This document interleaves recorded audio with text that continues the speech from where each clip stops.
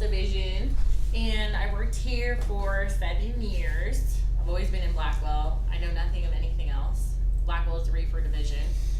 And so I don't know anything about flatbed or glass or RGNs or anything like that, but I know about reefers and vans. So I'm, pretty expertised in that, I guess. I started here. I didn't have any trucking experience other than making sandwiches for truckers at Subway at the Pilot here in Central Point. I really like what I do. I find it pretty challenging to connect all the pieces and be that middle person between the customer and the driver to try and decipher the customer's needs and demands and then find the right fit driver to do the customer's bidding, I started out in dispatch and now I'm the operations manager back there, so been doing it for a while and I like it. I think this is a pretty good company to work for. Hopefully you guys feel that way. Usually when we do these, we go around the room and just introduce ourselves and say a little bit something. So that was me. You go next. I'm Jonathan.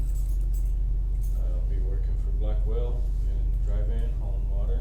Oh, nice. Okay. I'm a student, so I'm just starting out. What'd you do before? Nothing. Nothing? Nope. First job? Yep, for a long time. Oh, cool. Well, we're glad to have you. Yep. Yeah. Last job I had was I worked in a wild game butcher shop. Oh, okay. That's pretty fun. I mean, what made you come to us? I've been around trucking my whole life. My dad, my cousins, my uncles, and my brothers doing it. Mm-hmm. And doctors said trucking would be perfect for me. Cool. So, I had a heart transplant. Oh. So, yeah. Gotcha. Well, your dispatcher Trevor also has a pacemaker, so you guys will have that in common. Yeah, I had a defibrillator Yeah. in my chest here at one time. And let me tell you what. Yeah. That thing shocked me, and I was dry heaving. I was sitting on the toilet. I wasn't shitting or anything, but I was puking, and it shocked me, and it stood me straight up, and about that far off the ground. Oh shit. So luckily, a nurse was walking by when it happened, and she ran in there and caught me. Good. So yeah. Well, welcome. We're glad you're here. How about you? John, I'm from Florida. I'm driving heavy haul for about 25 years. Mm-hmm. So, Yeah, I heard you saying you found it on polls or whatever. yeah, The driver job polls, here. yeah. Driver Hey, it's polls. not too late for your son. Yeah, well, I'd rather him get, but he's just starting with the flatbed. Mm-hmm. So if he gets that 1 year flatbed, then he can come over here doing flatbed, you know what I mean? Or maybe even transfer later on into RGN or whatever, you know what I mean? But he needs to have that 1 year experience, and he's already got 4 weeks in, so I mean. And Well, then, yeah. then you can get that driver referral. Yeah, that's right. Yeah, there you go. Of course. And that's what I said, since I've started here from day one, everything has been great, you know what I mean? And I don't wanna blow smoke up anybody's self, but, Yeah. Oh, welcome. Glad you're here. What about you in the corner? I'm Shannon. I'm from Spokane, Washington. Got about 1.5 years experience driving flatbed.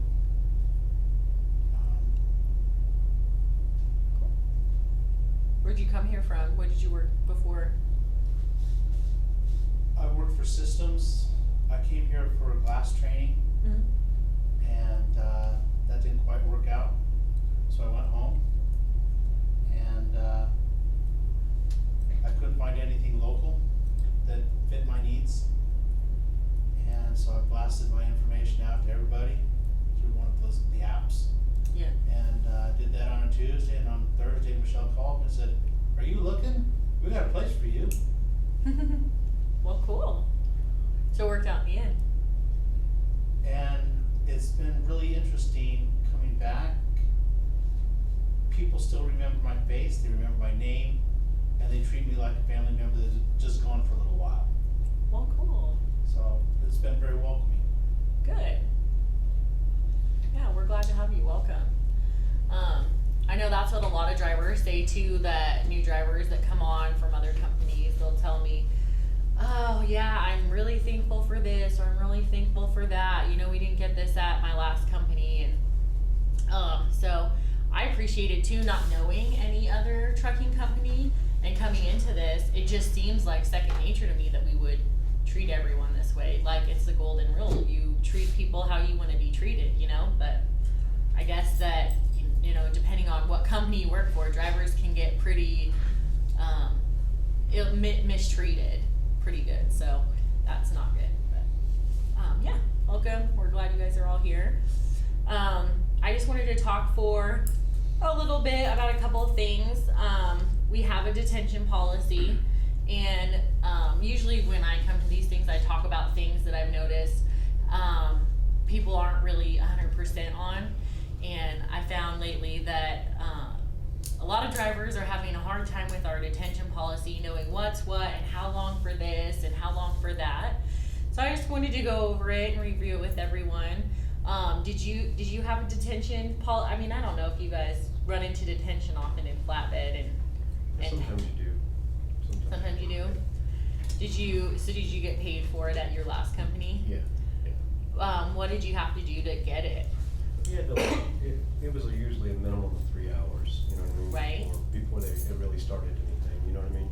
So, and that's the going rate usually is, and I think it was like, $50 an hour after that, but it was split between the company and you. And So the you got like 25. 25 or Yeah, something. yeah, so I mean, that way the company was making money and you were making, it was going toward the truck, so I mean. Right, the And like I truck said, it was a mom and pop thing, so, you know what I mean? Yeah. Split it down the middle, which was fine, you know what I mean?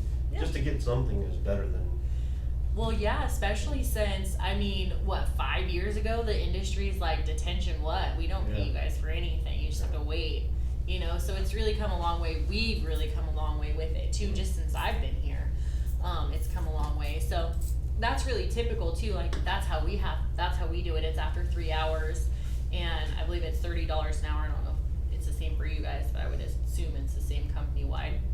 So, but the way that we have to go about getting it is, a lot of our customers are produce customers, so they're like best friends with this shipper at this shed, and that's why they ordered their lettuce there, and then, you know, they order their Brussels sprouts from this shed because they're good friends with them. So if we're going to a place and we check in for our 2 p.m. appointment, and we check in and they say, you know, we're still picking that out in the fields, and then we have to cool it and package it and all the things, you know you're gonna be there a while.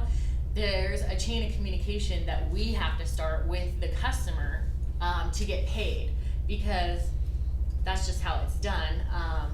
The customer will call the shipper and say, hey dude, you gotta get my driver out of there right now, I don't wanna have to pay him, and we do a lot of business with you, you know, this is like our umpteenth order of broccoli this week, so you need to get my driver out of there. And so they'll pull some strings and get you rolling.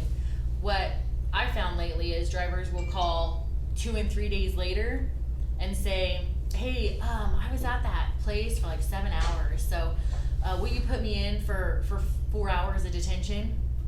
But we can't go back to our customer a day later or hours later and say, hey, he was held up for this, we want to get paid for it. They're gonna just laugh at us. yeah, and you have to do it that day. Yeah, you have to do it right then. And so our policy is, after an hour of being held up after your appointment, you start calling. And even if we're not in, you can call driver services, because they have all the right contacts for it. And we don't want to make sure you guys are getting paid. We want to make sure we're getting paid, because when your truck sits, we don't make money, you don't make money. And so I just wanted a little refresher on it, so everyone would understand the policy and know exactly how to go about getting detention, because it's your money, you deserve it, you sat there, you know, you earned it, but we can't get paid for it if we don't communicate with them. So that's important. Communication all around is important. I mean, I'll have drivers sometimes who will say, oh, I picked this load up last night and it delivers tomorrow at 4 a.m., but I can't be there, because they don't have the hours, which isn't necessarily your fault. You don't have the hours to deliver, but we would like to know that prior to someone picking the load up.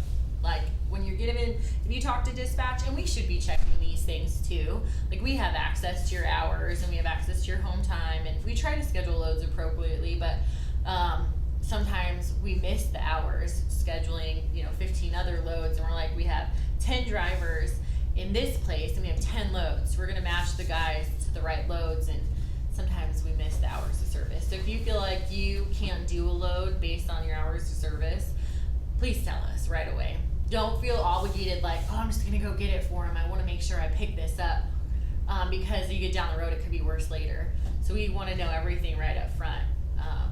And everyone makes mistakes, like Jason was saying earlier.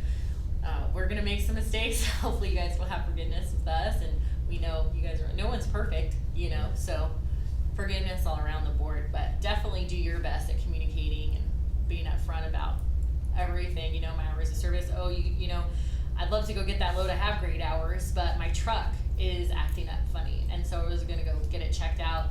A lot of times I recommend guys, like, you're getting empty at 4 a.m. in Portland, would you call me the night before so we can pre-plan for you, because I don't get in until 7. I don't want you sitting and waiting, and maybe it escaped me that you're getting empty at 4 a.m. and I haven't made a plan for you yet. So just communicate that. Communicate. We get paid to answer the phones. We love doing it. So if you feel like you need to call us, please don't feel like you can't, or that it's something that we already know, or something they don't want to hear from me. Just call us. It doesn't hurt. And then I wanted to talk to you guys for a little bit too, and everyone, about taking care of your equipment. I don't know how often you guys will be doing this, but a lot of our drivers drop their trailers and hook to a preloaded trailer just to keep rolling and just to keep moving, and it's just better for everyone. Instead of having to wait in a door for 2 hours for a load to be put into a trailer, you could always pick one up that's already ready.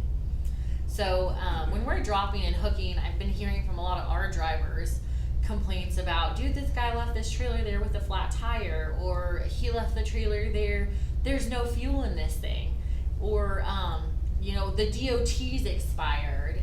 Anything, it could be anything. Do your due diligence at checking and making sure everything with that trailer is good, and the next guy that picks it up is going to be just as happy with it as you are with the next trailer you're getting. And it saves everyone time too. And I understand there's instances where, dude, this guy just held me up for 6 hours and I'm 2 hours late for my next pickup. That's, perfectly understandable. I'm not going to expect you to stop and get that trailer serviced and a DOT inspection and all the things. But at least do the bare minimum, wash it out and fill it full of fuel. That's what I always tell everyone. Pre-trips, post-trips, really important for those things. Sometimes a guy will pick up a trailer. I had a guy like a week ago pick up a trailer, and it was 3 p.m. and he didn't do a pre-trip, and he just ran with it and got at the scales because half the marker lights weren't working. So that's why it's really important. It's going to cost everyone in the long run. It's going to cost you time. It's going to cost you money in a ticket. So just being thorough and taking the extra time to, even if you're in a hurry, you just never know what you're going to run into. Maybe the brakes aren't working properly. That would not be good at all. So those are really important things. I feel like I wanted to touch on a couple more things, but I wrote them all down, and then you get put on the spot and you forget. Did you guys, how's training going? Good? Yeah? You feel ready to go out? Are you guys all going out next week? I'm doing vacuum. You doing it with Earl? Yeah. Yeah, he's good. Earl was a driver for like 30 something years, so he's good. Get some good training there. You're going out next week, right? Yeah, that's cool. Are you going with a trainer? Flatbed training, Yeah? and then with the trainer. Nice. That's cool. What all do they cover in flatbed training, and like what else? Securement and basic regulatory aspects of securement. Yeah. Like how to tarp? Definitely. No flatbedding without tarps. All of the dispatchers now, like when we're hired, we have to go through these trainings with you guys, Right. which is a good policy. I think that we should know exactly what you have to What you go have to through. yeah. Yeah, but when I hired on a while back, they didn't have that in place, so I didn't go through any of the stuff. But I did just recently learn how to chain up a big rig, so that's super fun. Yeah, definitely learn how to chain, cause you need to know these things. We had a driver on I-80, and Donner Pass is just notorious for closing and snowing in and requiring chain ups, right? Well, he had home time coming up, a really important cancer doctor appointment that he had to make it to, but he didn't know how to chain, and so he's coming from Wyoming into Sacramento, so he stops, and he didn't get through for 3 days because he didn't know how to chain. I winded up eventually calling another one of our drivers, a trainer, and I said, hey man, please stop and help this guy chain up. He needs to make it. Like, he's already late for his appointment. And so that's the stuff our other drivers do. The driver I called was happy to do it. Like, I wouldn't be necessarily happy to do it, but he was, and he stopped and he chained the guy up, followed him over the hill, and then helped him take the chains off too. So That's the way it should be, because it's a community. oh, for sure, we're all a family. Like you said, the family thing. I think it's awesome, and I think 99% of our drivers are that It way. used to be that way. It used to be that way back in this, you guys remember when it was a community that we had that community. And you Yeah. were driving down the road and you saw another truck driver Like, broke down. his hood You were on- open. You were on the radio asking, hey, is there anything I can do for you? You got somebody coming, you know? You don't have that now. Now I you just, know. and Yeah. sorry about your luck, buddy, you know? Yeah. I think more often than not, our drivers at least feel like, the obligation of family to stop. And I hear from drivers all the time that say, hey, I just passed this guy, I'm going north, he's going south, so I couldn't stop and check on him, but does someone know he's broke down? And I've heard that several times, and I'm just dispatched, like I'm not even in the shop or maintenance, so I'm sure that everyone here is looking out for one another, Yeah, that's which what I'm is, saying. If I saw another combined truck or even Blackwell, unless it was him, I would stop to help. right? Yeah. Yeah, that's definitely how it should be, and I'm really proud to work for a company where we treat people like that, and everyone here seems to be on the same page, so it's pretty good.